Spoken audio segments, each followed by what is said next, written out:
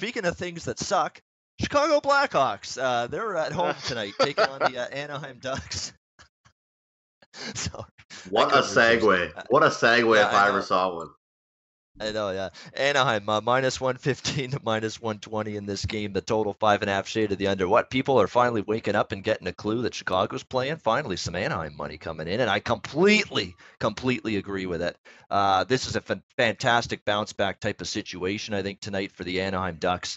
They can't be happy losing to Detroit the other night. That's not going to sit well with anyone. But overall, still Anaheim, as we've talked about for many shows in a row right now, Anaheim's about as healthy as they've been all season. Finally get John Gibson back now in between the pipes in recent games as well for the Ducks. So this is a team that's got a chance to at least make some inroads in the standings moving forward, and certainly has got a chance to take advantage of this woe-begotten Chicago team. And give Chicago credit because, for one thing, in the Vegas loss, they came out strong, got an early lead in that game. They obviously didn't like losing. There's pride on that team. There's no question about that when you have Kane and Taves and Seabrook and Keith and veterans like that. There is. They came out with that effort after just really an embarrassment against Arizona the night before, 6-1. But as soon as Vegas tied that game, or got within one actually, and then tied it. You just saw it. When a team is fragile, has no confidence, it just totally evaporates from the entire hockey team. Jeff Glass didn't have a very good third period. That was his goaltending was made of glass because it broke very easily. The third period the other night against Vegas, 5-2 loss. He didn't play well. There was one shot in particular he should have stopped in that third period. But I was the benefactor. I had Vegas puck line in that game. We'll take it. Vegas with a huge third period to win that game 5-2 against the Chicago Blackhawks. What is that now? 8 straight losses for the Chicago Blackhawks. Yeah, show it loud and proud, Dana. Vegas Golden Knights. I mean, everybody's waiting for the bubble to burst, like with the Bitcoin. It's a bubble. It's going to burst. Not this bubble. Vegas Golden Knights have been absolutely spectacular, and they got the job done again the other night. And Chicago, again, remains the same issue. When's the last time this team scored more than 2 goals in a game? 5 straight with 2 goals or less for Chicago. Again, if you're not getting a goal right now from mainly Kane and DeBrincat, it's been an issue for this team offensively. Where's Brandon Saad been? I don't know. I can't find that guy with a telescope on the ice half the time. So Chicago's got issues. And then, of course, Corey Crawford being out is really where the problem started, because Anton Forsberg and Jeff Glass, either one of those guys, it doesn't even matter who's in net tonight. None of those guys are giving you adequate enough goaltending right now. So I like this bounce back spot for Anaheim. 2 straight losses can't sit well with them to San Jose and Detroit.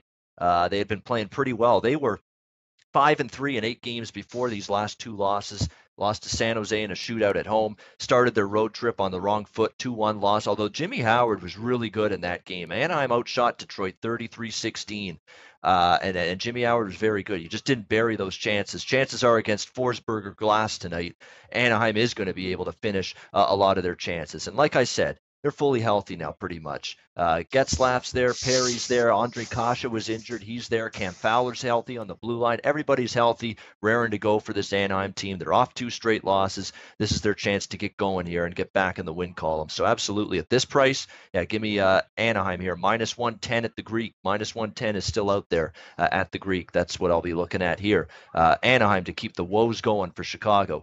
And Alex B. Smith, this is his chance. Floor's his to absolutely rant and rave about this Chicago Blackhawks team, which just an absolute shit show right now, an absolute dumpster fire. Alex, what can you say about Chicago? Not a lot of good times right now in the madhouse on Madison, is it?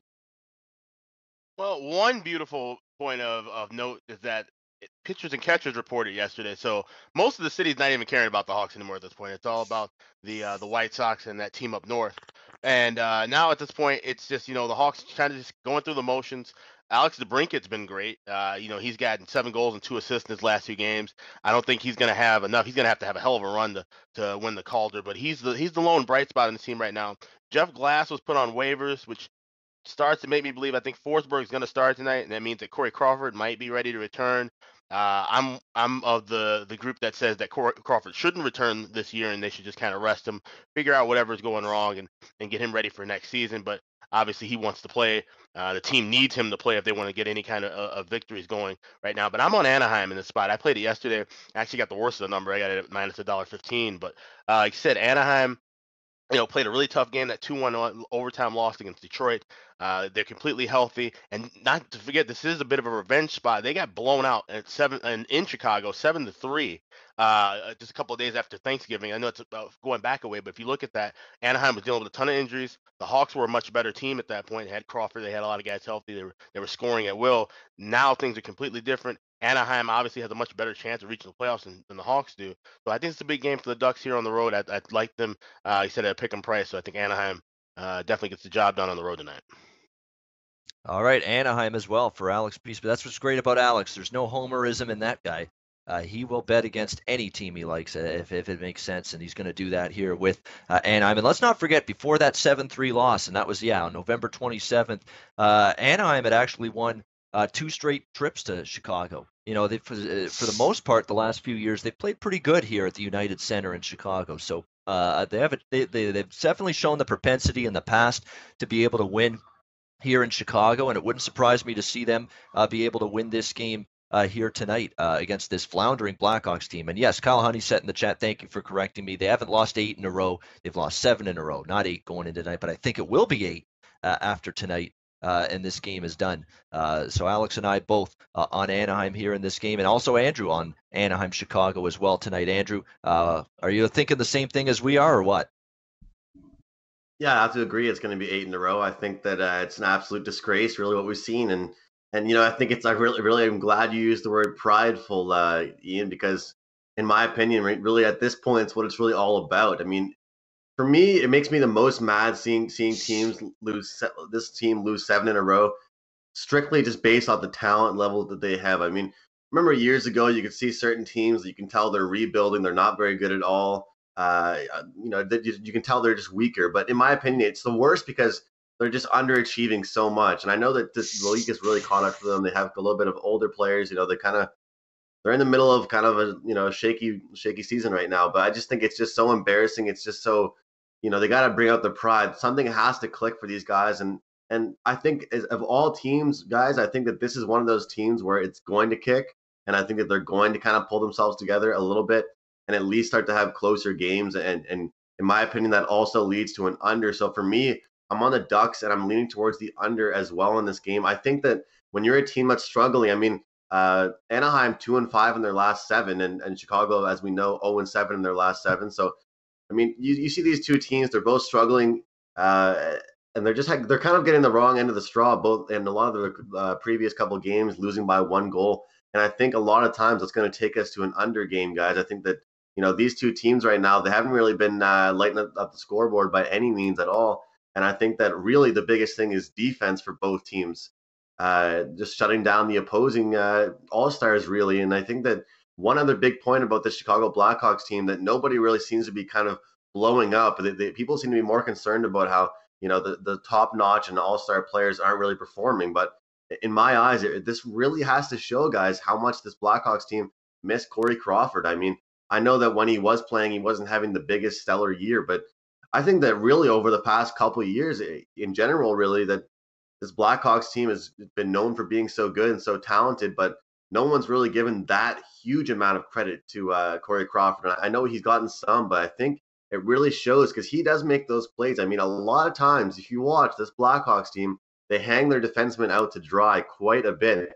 I mean, if you notice, these forwards aren't back on defense too much. I mean, they're getting ready to score goals. They're up ice already. So unless you've got guys like Duncan Keith springing you an up ice pass for 60 feet, they're not really back there on defense. So I think it's huge that these goaltenders can at least make a couple key saves early in the game, establish their confidence, get themselves going a little bit, prove to their team that they're behind them and they're ready to make a couple key saves. Because whether anyone wants to believe this or not, a team is a lot more motivated when they have a good goalie behind them. They feel more safe. They feel more secure. And, that's kind of what I always say to you guys about the Canadians with Price. I mean, everyone always says that they're nothing without Price, and they're still a pile of garbage. But at least they know they have Price back there to save them from certain things like that. So for me, the stats just kind of speak for themselves. The total has gone under in 12 of Chicago's last 15 games at home. 12 of their last 17 games when playing at home against Anaheim. And just looking at the last couple of games here for Chicago, I mean, 5-2 loss to the Knights, 6-1 loss to Arizona, 3-0 loss to Minnesota. 4-2 loss to Dallas. I mean, the list goes on, guys. This team is not really pulling themselves together whatsoever, and I think that it's going to click at some point. If it does click, I think it's going to be an under type style game. This will be more of a 3-2, 3-1 game here for the Anaheim Ducks, guys. So I'm on the Ducks, and I'm also giving out the under in this game as well. Yeah, Anaheim couldn't finish the other night against Detroit. Had some decent chances. 33 shots, not all of them were high quality, but they did have some good looks, and Howard was there to make the save. But I think they're going to try to get more traffic, shoot from anywhere type mentality. I think they got to use that mentality because we know Chicago's got some goaltending concerns right now, and I think you're going to see that kind of mindset for Anaheim. We got to shoot the puck a little bit more, look for more traffic in front of the net. And we saw Jeff Glass actually that Vegas went to that kind of mindset in the third period the other night. More traffic in front of the net, get some traffic through, and get the puck through to Jeff Glass, and it worked out well for them. So I think Anaheim will have that aggressive mindset tonight. Hey guys, thanks for tuning in to our channel. Now, we've put a lot of work into producing all these free videos, so please help us out and keep all our content free for you forever by simply liking, sharing, commenting, and subscribing. Now, not to mention, a visit to our industry-leading website will warm the hearts of all our SBR employees, especially myself. Now, the links are over there to the left, so do check those out. Thanks for watching.